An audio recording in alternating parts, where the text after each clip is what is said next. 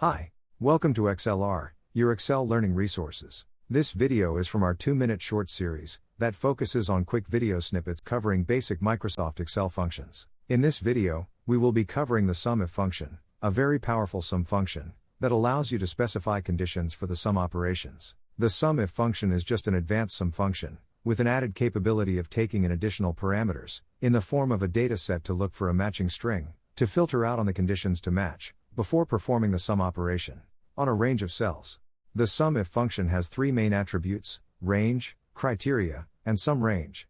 The first attribute, range, cells J4 to J23, tells the function the location in the Excel sheet to look out for matching the value specified in the second attribute, criteria, cell C4, which, in turn, acts as a filter to perform a conditional sum operation. The third criteria, sum range, K4 to K23, tells Excel which all values to perform the conditional sum on, with the matching conditions specified by attributes 1 and 2. To demonstrate what SUMIF can do, we used our first dummy dataset, orders from the imaginary Veggie Fresh Supermart. The data we used had a record of sales from their super fresh fruits section.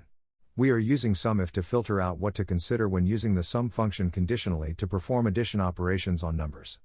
We will be building more such dummy datasets in the upcoming videos. We hope this video helped you learn an Excel function to improve your knowledge of Microsoft Excel.